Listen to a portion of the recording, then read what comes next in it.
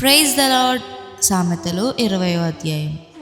ద్రాక్షరసము వెక్కిరింతల పాలు చేయును, మద్యము అల్లరి పుట్టించును. దాని వశమైన వారందరూ జ్ఞానము లేనివారు. రాజు వలని భయము సింహగర్జన వంటిది.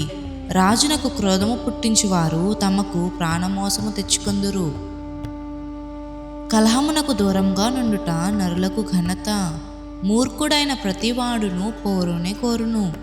విత్తులు వేయు కాలమున సోమరి దున్నడు. కోతకాలమున పంటను గూర్చి వాడు విచారించినప్పుడు వానికేమీ లేకపోవను. నరుని హృదయములోని ఆలోచన లోతు నీళ్ల వంటిది. వివేకము గలవాడు దానిని పైకి చేదుకొనును. దయచూపు వానిని కలుసుకొనుట అనేకులకు తటస్థించును. నమ్ముకొనదగిన వాడు ఎవరికి కనబడును? యథార్థవర్తనుడగు నీతిమంతుని పిల్లలు వాని తదనంతరము ధన్యులగుదురు.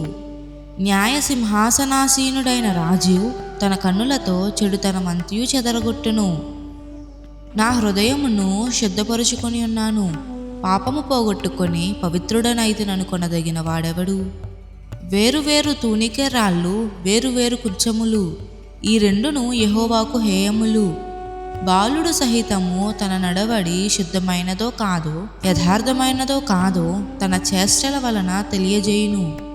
వినగల చెవి, చూడగల కన్ను, ఈ రెండును యెహోవా కలుగజేసినవే.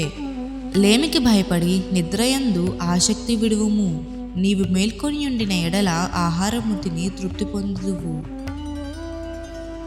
కొనువాడు జబ్బుది జబ్బుది అనును, అవతలికి వెళ్ళి దాన్ని మెచ్చుకొనును. బంగారును విస్తారమైన ముత్యములను కలవు. తెలివినుచ్చరించు పెదవులు అమూల్యమైన సొత్తు.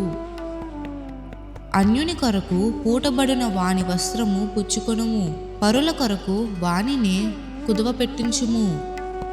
మోసము చేసి తెచ్చుకొన్న ఆహారము మనుషులకు బహుయింపుగా ఉండును, పిమ్మట వాని నోరు మంటితో నింపబడును. ఉద్దేశములు ఆలోచన చేత స్థిరపరచబడును. వివేకము గల నాయకుడవై యుద్ధము చేయుము.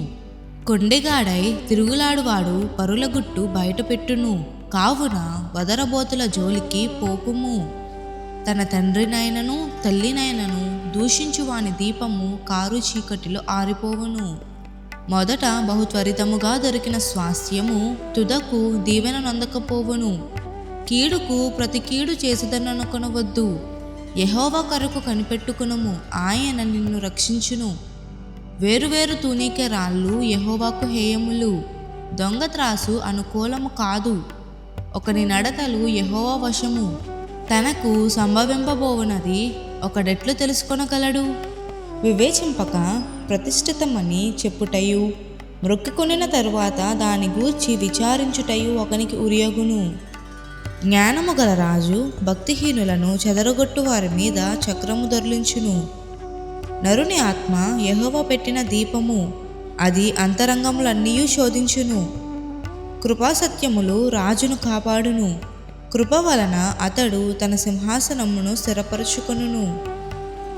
యవనస్తుల బలము వారికి అలంకారము, తలనెరుపు వృద్ధులకు సౌందర్యము. గాయములు చేయు దెబ్బలు అంతరంగములలో చొచ్చి చెడుతనమును తొలగించును. దేవుడి చిన్న వాక్యం దీవించునుగాక. ఆమేన్.